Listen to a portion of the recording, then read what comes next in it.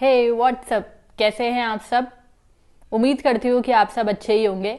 आज का जो टॉपिक है वो थोड़ा सा एक अवेयरनेस वाला टॉपिक है, क्योंकि मैंने बहुत बार यूपीएससी की ऑफलाइन कोचिंग में देखा है कि बहुत सारे स्टूडेंट्स, लड़के लड़कियां जो नई उम्र के होते हैं। वैसे मैं नई उम्र या ये सब बोलती हूँ तो लोग कहते हैं आप क्या 35 की है, आप क्या 30 की है। तो नहीं, नई उम्र से मेरा मतलब है कि 18, 19, 20 के होते हैं। Obviously I am not 20। ठीक है, अब ये मत बोलना कि तो मैं कितने की हूँ, इसको रहने देते हैं ना।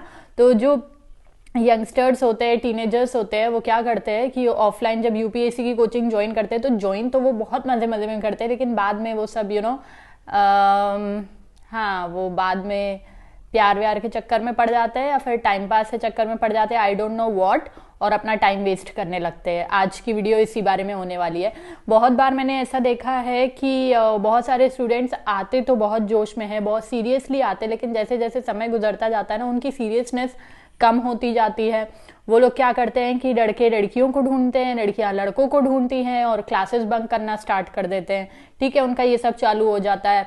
अकेला क्लासरूम ढूंढने लगते हैं, क्लास में भी अगर बैठे तो एक साथ बैठने लगते हैं, सीट के नीचे से हाथ पकड़ते हैं। तो ये सब जो चीज़ें हैं, पहली बात तो कोई भी ऑफलाइन कोचिंग में अगर यूपीएससी की स्पेसिफिकली अगर हम बात करें तो ऑफलाइन कोचिंग में अगर एडमिशन लेने के लिए जाता है तो पहली बात तो उनके माँ बाप का इतना पैसा खर्च होता है। 1.5-2 लाख रुपए खर्च करके वो आपको यूपीएससी आईएएस की कोचिंग में भेज रहे हैं। उसके बाद आप लोग ये करना स्टार्ट कर देते हो, बहुत बार मैंने देखा है। और इवन यहाँ तक ही नहीं, क्लास बंक कर करके घूम रहे हैं, क्लास का ब्रेक हुआ तो चाय पीने चले जा रहे हैं, कहीं और चले जा रहे हैं, क्लास चल रही है बाहर बैठे हुए हैं, लाइब्रेरी में बैठे हुए हैं, ये सब करने स्टार्ट कर देते हैं। इससे क्या होता है, इससे कुछ हो नहीं रहा है, आप अपना टाइम वेस्ट कर रहे हो और कुछ नहीं कर रहे हो। बाद में आपको कुछ सालों के बाद आपको रियलाइज होगा, ये सब चीजें जब चलती रहती है ना, तब रियलाइज नहीं होता है कि हम क्या वेस्ट कर रहे हैं, क्या खो रहे हैं, कितना हम अपने माँ बाप का पैसा बर्बाद कर रहे हैं या जो भी। लेकिन कुछ समय बाद जब ये सब खत्म हो जाता है ना, जब आप एक एज आती है, एक एज आएगी जब आप ये सब चीजों से ऊपर उठ चुके होगे, तब आपको रियलाइज होगा कि आपने कितना नुकसान किया है। अगर आप किसी भी यूपीएससी की ऑफलाइन कोचिंग में जा रहे हो तो ये सोच के जाओ कि वहां आप 2 घंटे पढ़ रहे हो या 4 घंटे पढ़ रहे हो, कम से कम एटलीस्ट उसके बाद आपको जो करना है करो। पहली बात तो मैं ये सजेस्ट ही नहीं करूंगी कि अगर आप यूपीएससी की प्रिपरेशन कर रहे हो या पीसीएस लेवल के एग्जाम्स की प्रिपरेशन कर रहे हो तो आप इन चीज़ों में पढ़ो। लेकिन फिर भी अगर आप पढ़ गए हो या पढ़ना चाहते हो तो एटलीस्ट जब आप कोचिंग में जा रहे हो तो ये सब चीज़ों से दूर रहो। आपका वहाँ कोई बॉयफ्रेंड है, गर्लफ्रेंड है, तो भी उससे भी उतने टाइम के लिए एटलीस्ट दूर रहो, अपनी क्लास पर ध्यान दो।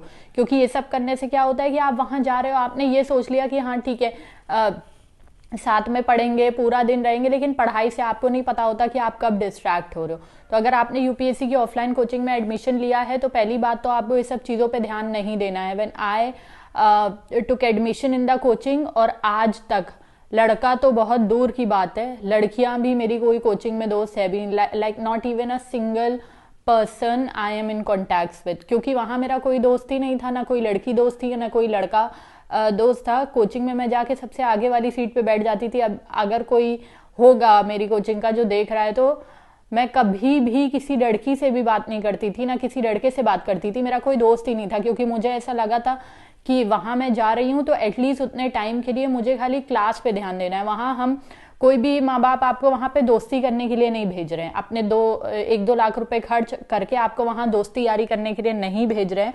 I know I am being very harsh, but this is the reality, this is the thing that you should follow, कि वहां पे आपको दोस्ती यारी करने पे ध्यान नहीं देना है। ऑब्वियसली आपके अंदर एक कॉम्पिटिटिव स्पिरिट होनी चाहिए, एक हेल्दी दोस्ती रखो सबसे, लेकिन कोचिंग की दोस्ती कोचिंग तक रख दो। अब कोचिंग के बाहर क्या कहते हैं, चाय पीने चल रहे हैं, क्लासेस बंक कर रहे हैं, और कोई प्राइवेट प्लेस ढूंढ रहे हैं, कोई खाली क्लासरूम ढूंढ रहे हैं, कोई लाइब्रेरी ढूंढ रहे हैं, साथ में बैठे तो साथ में बैठे, ब्रेक हो रहा है तो चाय पीने चल रहे हैं, क्लासेस बंक कर करके घूम रहे हैं, क्लास अंदर चल रही है, वो लोग बाहर बैठ के चिल कर रहे हैं। तो ये सब करने छोड़ दो।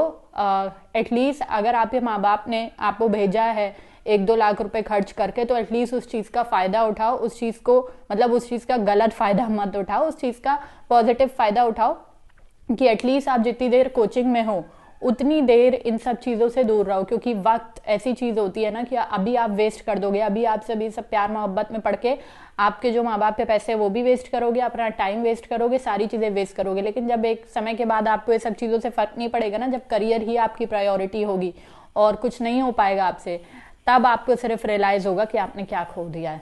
बस आज की वीडियो छोटी सी थी, अवेयरनेस वाली। एंड आप लोगों को क्या लगता है इस बारे में, let me know in the comment section below. Till then bye, take care.